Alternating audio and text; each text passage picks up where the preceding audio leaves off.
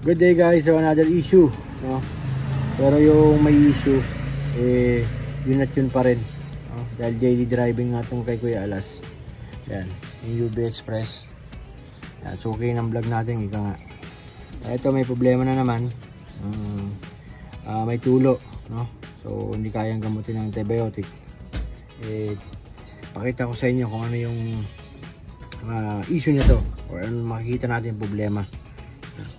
Ang tumutulo sa lalim, engine oil. So napakadelikado, dapat magamot at mawala yung tulo, no? Dahil pag naubos yung langis ay malamang kumatok ang makina.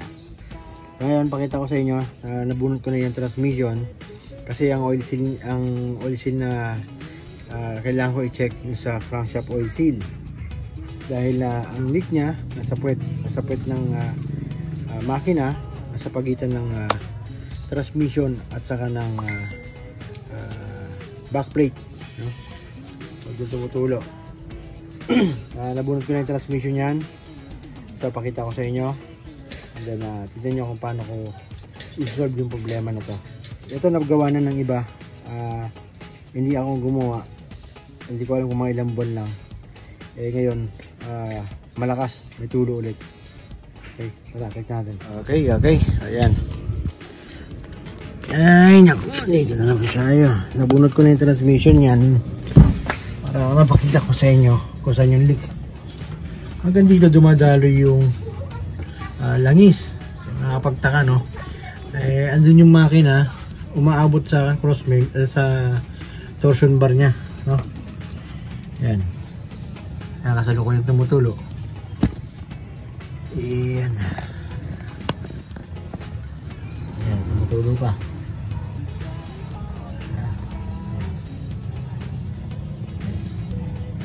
So, doon sa kanina nakatapat, pinusog ko lang ng parking.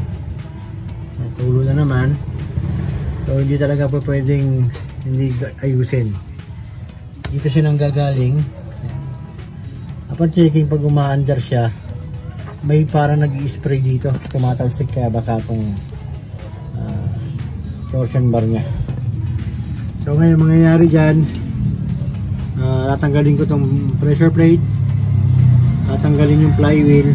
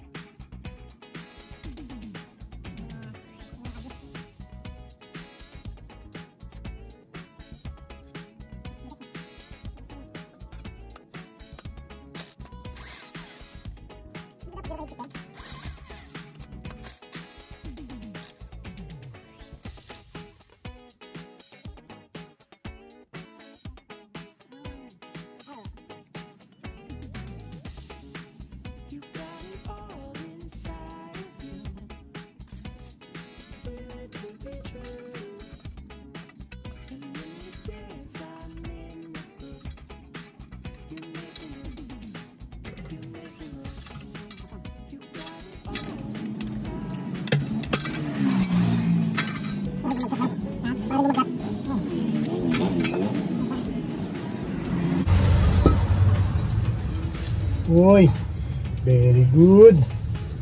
Wala sa oil seal. Wala. Good. Oil pan.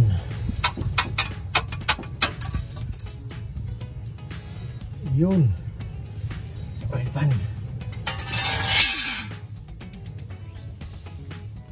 Wala, oh. At makikita mo dito. Oil pan tayo. Very good.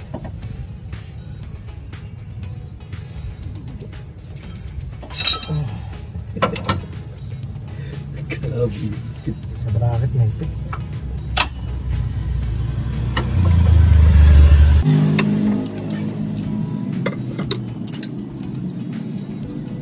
Kasi na dami.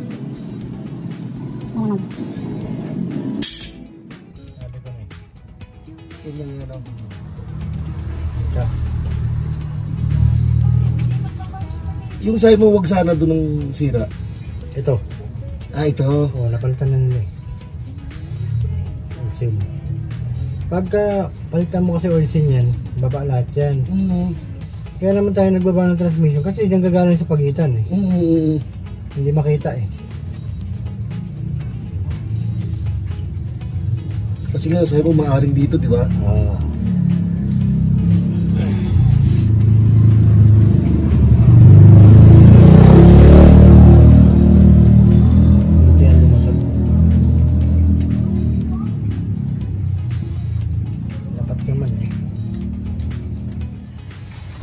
Okay, so yan na yan, natanggal na natin. So, ngayon may confirm na natin na wala sa oil seal. Yan. Kasi pag may sa oil seal yan, dito, ha? Diyan dadaan yan. Makikita mo mayroong luha yan dyan. So ngayon, ang nakita kong issue, possible dito. Yan. Ito nang gagaling. So, hindi ko binaba yung crankcase dahil ang pinaka-suspect ko talaga yung oil seal. So dito, hindi kasi makita na dito nang gagaling kung nandito man sa sulok. Kasi ang nangyayari, meron langis dun sa transmission. So, possible dito dumadaan and then tumatawid dun sa backplate. Kaya basa rin yung backplate. Ngayon, itong transmission kasi kaya binaba din natin dahil din sa ayun, yung problema nung pressure plate and then kumakalas din ng cambio nito. Anong kalas ng cambio nito? Segunda saka Tercera. Segunda, tercera. Primera. Ay, ano? Tama, primera. Primera, segunda. Tercera. Pati tercera, no? So, ang nangyayari ngayon, sabay-sabay nang gagawin yan. Pati yung transmission para isang gawaan lang. Dito ngayon ang mangyayari, bababa yung oil pan. Possible nandito ang problema sa pagkakabit nila. Tatanggalin ko ngayon yung mga bolt nyan. Ayan, paikot. Para matanggal yung oil pan. Pero mag-drain muna ako ng oil.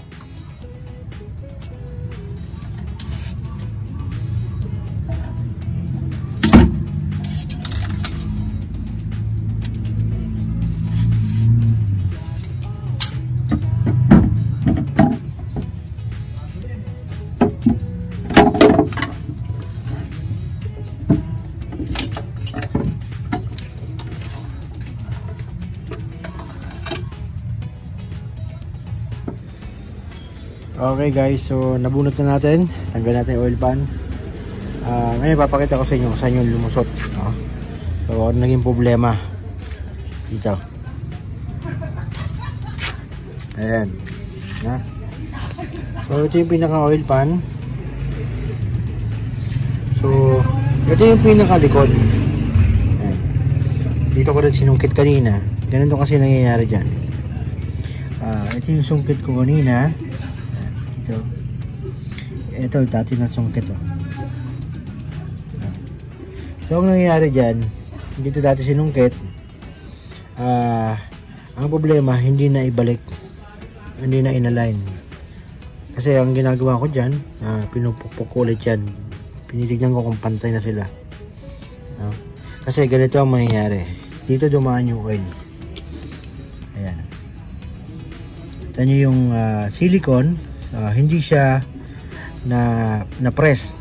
Pansinin nyo, paikot yan, na-press lahat yung silicone. Yan. Press lahat, kaya walang leak yan, napaikot. Dito lang nagka-leak. Yan. Hindi na-press. Ibig sabihin, mababa yung side na yan. Diyan lumusot ngayon yung pressure. Kaya, ang tagas kanina, nandito sa gilid, sa likod. Yan. Kasi kung na-press yan, dapat the same yan ganito. Lumapad ng silicone. So yan naging cause ng leak natin. Okay, so ngayon lilinisin ko yan, pupupukin ko yan para maging pantay, hindi magkakaroon ng clearance. Ayan o. Uy, kita niya may uwang. Ayan o. Flat natin. Ayan. Ayan, uwang. Ayan. Yan ang naging cause ng leak nya. Kahit may higpit yung bolt dito, may clearance dito. Okay? So, lilinisin ko na ngayon yan. And then, babalik ko na yan. Okay, so yan na. Nalinis ko na, no? And then, pupuk ko na rin yan. Yan. So, hindi naman natin 100% mababalik, pero kailangan kahit 98% or 99%. Yan. Tuwad na. Tuwid na, no?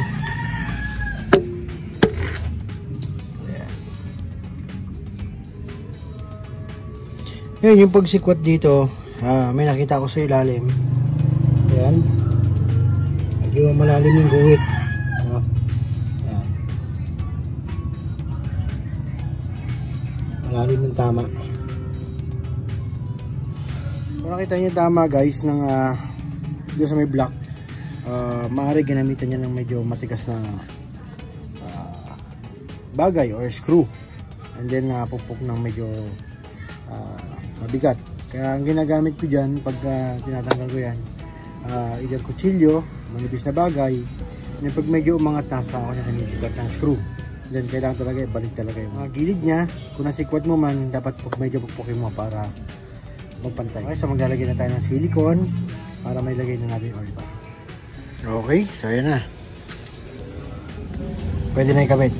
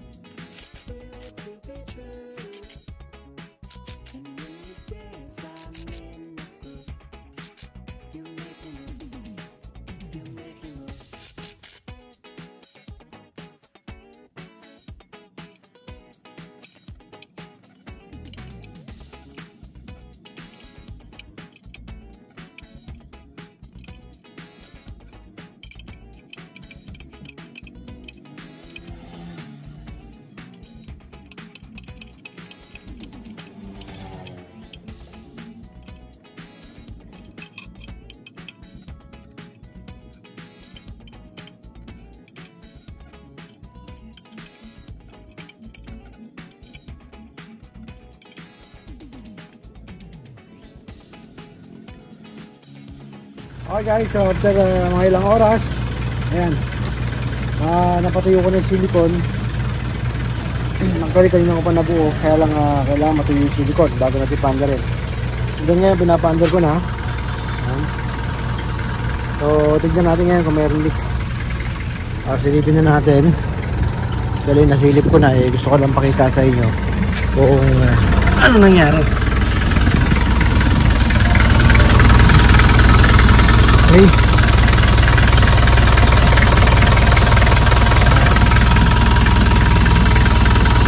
Kanina dito may nag-spray na langis.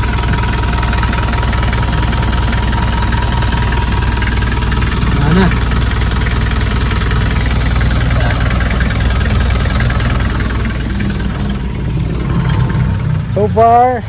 So far so good. Wala nang leak, no? So nakachamba na naman tayo at meron na naman tayo nagawang quality.